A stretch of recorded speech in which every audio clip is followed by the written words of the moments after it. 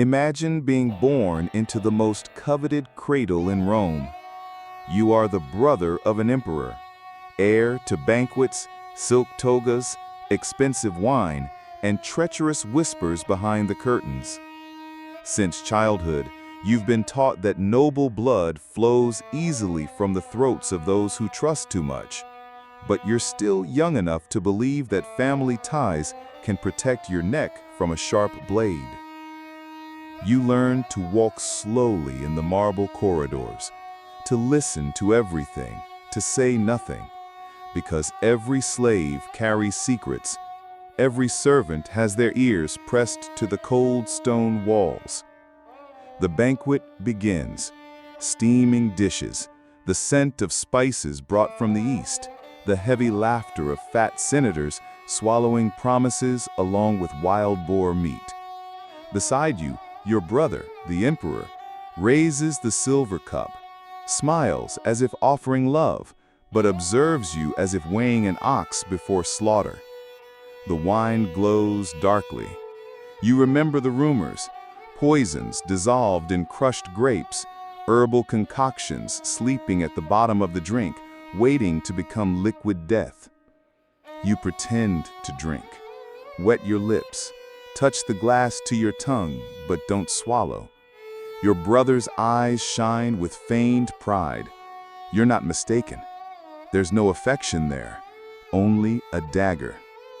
With each sip, a slave approaches, refilling your cup. You hold your stomach, take a deep breath, and remember that a rumor of cowardice is better than a body rotting in an imperial cellar. In Rome of gods and power-hungry men, the imperial family is just another arena. The people acclaim bronze statues, but fail to see the bloodstains dripping from the backs of their sacrificed brothers. A toast here is a veiled judgment. A dirty look can be the sentence that decides whether you sleep in the palace or wake up in the Tiber River, floating with a swollen belly. You try to remember when your brother truly smiled.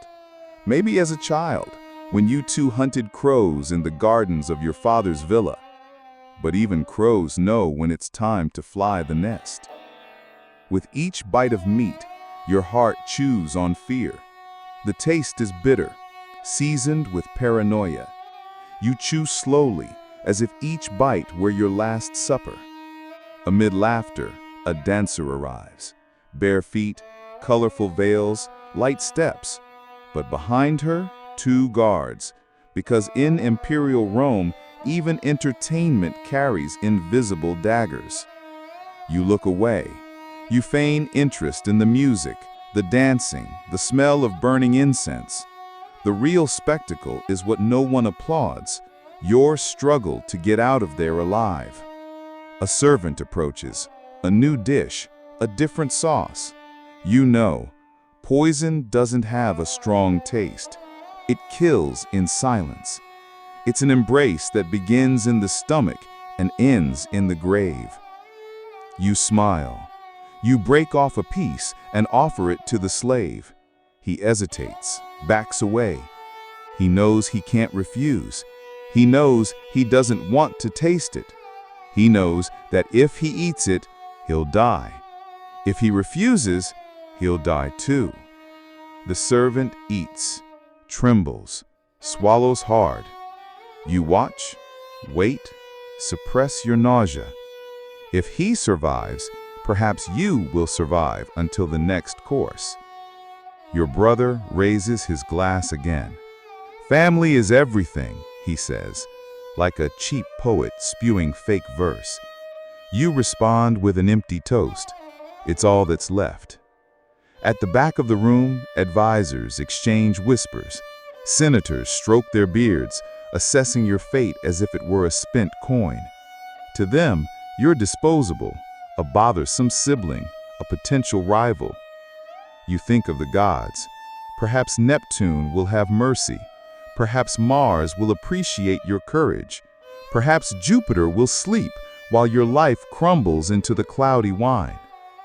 Outside, the crowd cheers with chariot races, gladiators, and bread distributed in the square. Meanwhile, within the marble walls, the true spectacle is the blue blood that drips without fanfare. You make plans in silence. You pretend to be drunk, but your mind races. You need allies. You need an escape. You need to escape this golden web before you become a political mummy. The banquet ends. Laughter, applause, promises. Promises of nothing. You kiss the emperor's hand, bow your head, feel the shiver of the invisible blade circling your neck. He walks to his quarters. The door is locked. A guard at the door. Another guard at the window. No way out.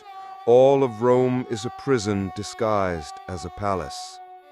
He lies down. He looks at the stone ceiling. He hears footsteps in the hallway. He closes his eyes, but doesn't sleep. Because in the imperial family, those who sleep too much wake up dead. You hear the soft creak of the wooden door. A figure enters, his footsteps measured, like a feline hunting a mouse. You feign sleep, breathing controlled, sweat dripping down your forehead even in the early morning chill. The figure stops beside your bed.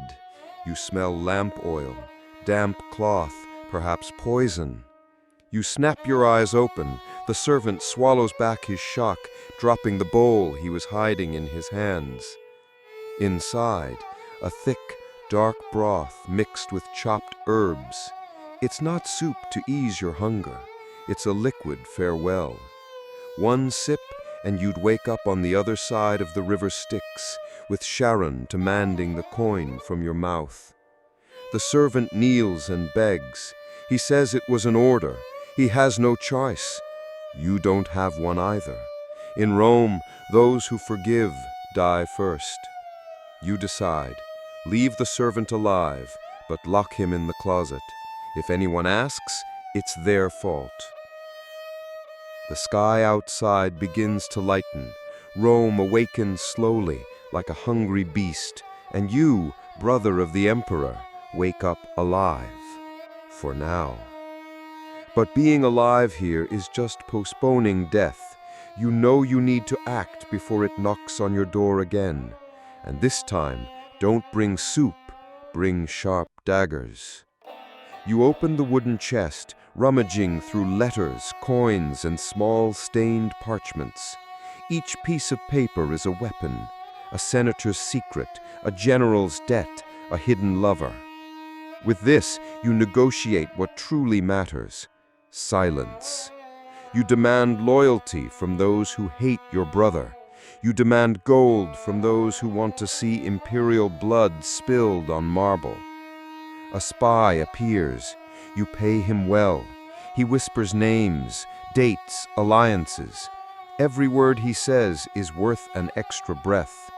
But the coin turns, and what is loyalty today is betrayal tomorrow. The next morning, your brother sends for you an intimate breakfast: bread, fruit, cheese.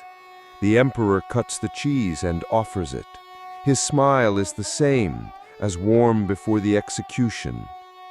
You pretend to eat, chew without swallowing, roll the piece around your tongue, spit it into a handkerchief when no one's looking. You survive another day. One day is all you need to figure out the next step. Your eyes scan the room, calculating distances, analyzing glances. Every senator is a snake, every general a hidden axe. But you are a viper too. You learned that from the best, your brother. At night, he returns to his room, closing his eyes without sleeping. The creaking of the door has become routine. No soup today. A dagger is pressed against his throat. You turn slowly, facing the assassin. He's not a soldier. He's not a spy. He's your cousin. You whisper that you are doing this on superior orders, a parting gift from the emperor. But this time you were ready. Under your pillow, your dagger, short, cold, inglorious. In a single stroke, you turn the tide. Your cousin bleeds on the stone floor, silent as a crushed rat. You sit up in bed, taking a deep breath. The smell of hot iron fills the room. It's the smell Rome knows best, the smell that makes you the emperor's brother, but now also heir to your own survival. He knows that tomorrow he'll have to smile, greet his brother, and pretend nothing happened. In imperial Rome, revenge is a soup best served cold, mixed with wine, cheese, or bread. You're no longer just the emperor's brother. You're a walking dagger, a shadow walking across polished marble. One more toast, one less drink, and perhaps you'll be the one to reign after the next poison. The ceiling seems to smile. You close your eyes, finally, not to sleep, but to dream of the day when the emperor will be just another body in the Tiber River. Meanwhile, you live on, and that, for today, is all.